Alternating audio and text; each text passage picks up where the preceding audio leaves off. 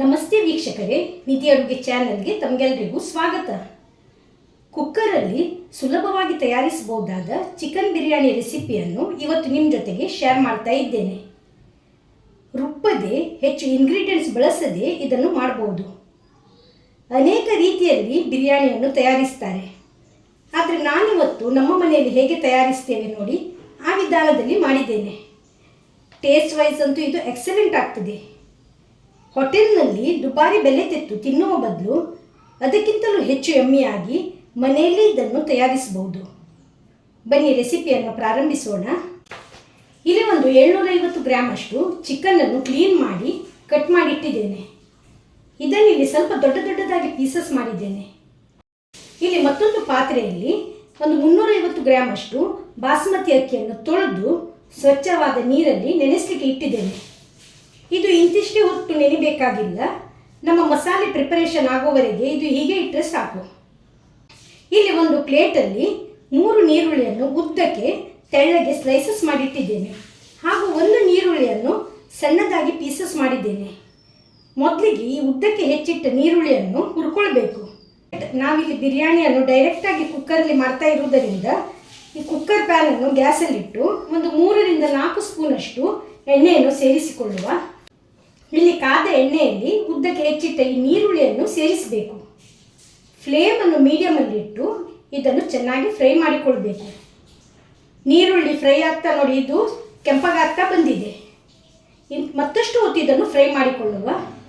ನೀರುಳ್ಳಿ ಕಂಪ್ಲೀಟಾಗಿ ಕೆಂಪಗಾಗಬೇಕು. ಈಗ ನೋಡಿ, ನೀರುಳ್ಳಿ ಚೆನ್ನಾಗಿ ಫ್ರೈ ಆಗಿದೆ. ಕಲರ್ ಕೂಡ ನೋಡಿ ಕಂಪ್ಲೀಟಾಗಿ ಚೇಂಜ್ ಆಗಿದೆ. ಈಗ ಇದನ್ನು ಎಣ್ಣೆಯಿಂದ ತೆಗೆದು ಒಂದು ಪ್ಲೇಟಲ್ಲಿ ಇಡುವ. ಎಣ್ಣೆ ನೋಡಿ ಕುಕ್ಕರಲ್ಲಿ ಹಾಗೆ ಇರಲಿ.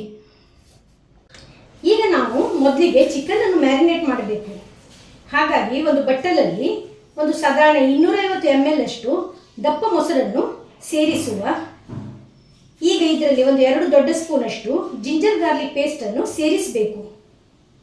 ಇಲ್ಲಿ ಬಂದು ಪ್ಲೇಟಲ್ಲಿ 2 ಸ್ಪೂನಷ್ಟು ಕೊತ್ತಂಬರಿ ಹುಡಿ, 1 ಸ್ಪೂನಷ್ಟು ಅಚ್ಚ ಖಾರದ ಹುಡಿ, ಅರ್ಧ ಸ್ಪೂನ್ ಜೀರಿಗೆ ಹುಡಿ, ಒಂದು 3 ಸ್ಪೂನಷ್ಟು ಬಿರಿಯಾನಿ ಮಸಾಲವನ್ನು ಇಟ್ಟಿದ್ದೇನೆ. ನೀವು ಯಾವುದೇ ಬ್ರ್ಯಾಂಡ್ನ ಬಿರಿಯಾನಿ ಮಸಾಲವನ್ನು ಈ ಬಿರಿಯಾನಿ ಮಾಡಲಿಕ್ಕೆ ಬಳಸ್ಬೋದು.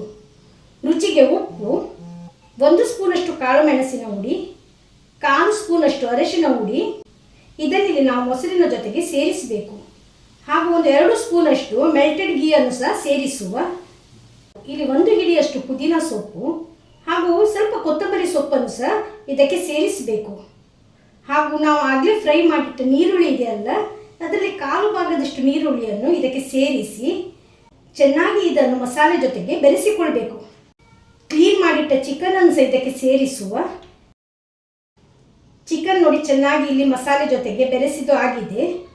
ಇದನ್ನಿಲ್ಲಿ ಸ್ವಲ್ಪ ಹೊತ್ತು ಮ್ಯಾರಿನೇಟ್ ಮಾಡುವ. ಒಂದು 15 ನಿಮಿಷ ಇದು ಮ್ಯಾರಿನೇಟ್ ಆದರೆ ಸಾಕು. ಮಸಾಲೆ ಇದೆಯಲ್ಲ ಚಿಕನ್ ಪೀಸಸ್ಸಿಗೆ ಚೆನ್ನಾಗಿ ಹಿಡ್ಕೊಳ್ಬೇಕು. ಈಗ ಈ ಕುಕ್ಕರಲ್ಲಿ ನೋಡಿ ನೀರುಳ್ಳಿ ಫ್ರೈ ಮಾಡಿ ಎಣ್ಣೆ ಉಳಿದಿದೆ. ಇದನ್ನು ಗ್ಯಾಸಲ್ಲಿಟ್ಟು ಫ್ಲೇಮ್ ಆನ್ ಮಾಡುವ. ಹಾಗೂ ಒಂದು 2 ಸ್ಪೂನಷ್ಟು ತುಪ್ಪವನ್ನು ಸಹ ಇದಕ್ಕೆ ಸೇರಿಸಬೇಕು.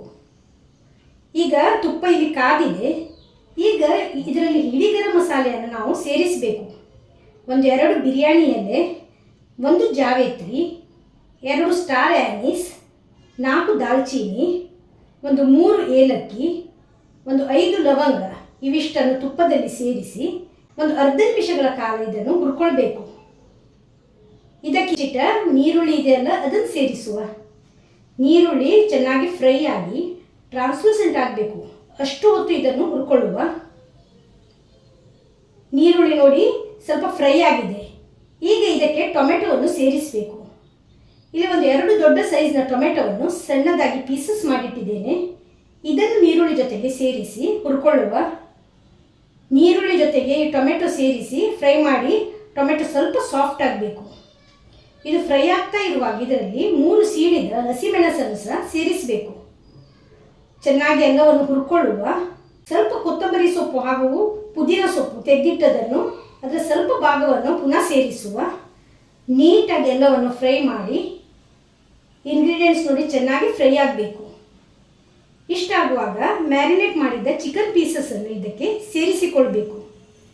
ಚಿಕನ್ ನೀರುಳ್ಳಿ ಟೊಮೆಟೊ ಹಾಗೂ ಮಸಾಲೆ ಜೊತೆಗೆ ಚೆನ್ನಾಗಿ ಬೆರೆಸಿಕೊಳ್ಳುವ. 1.5 ಕಪ್ಪಷ್ಟು ನೀರನ್ನು ಇದಕ್ಕೆ ಸೇರಿಸಿಕೊಂಡು ಇದನ್ನು ಬೇಯಿಸ್ತಾ ಇದ್ದೇನೆ. ಚಿಕನ್ ಇದೆಯಲ್ಲ, ನಾವೀಗ 50% ಅಷ್ಟು ಕುಕ್ ಮಾಡಬೇಕು. ಹಾಗಾಗಿ ಒಂದು 10 ನಿಮಿಷ ಲಿಡ್ ಕ್ಲೋಸ್ ಮಾಡಿ ಇದನ್ನು ಬೇಯಿಸಿಕೊಳ್ಳುವ. ಒಂದು 10 ನಿಮಿಷ ಆಗಿದೆ. ಲಿಡ್ಡನ್ನು ಇಲ್ಲಿ ಓಪನ್ ಮಾಡಿದ್ದೇನೆ. ಚಿಕನ್ ನೋಡಿ ಹಾಫ್ ಕುಕ್ ಆಗಿದೆ. ಚಿಕನ್ನಿಂದ ನೀರು ಕೂಡ ರಿಲೀಸ್ ಆಗಿದೆ. ಈಗ ಇದರಲ್ಲಿ ನೀರು ಸ್ಟ್ರೇನ್ ಮಾಡಿಟ್ಟ ಅಕ್ಕಿಯನ್ನು ಸೇರಿಸಬೇಕು.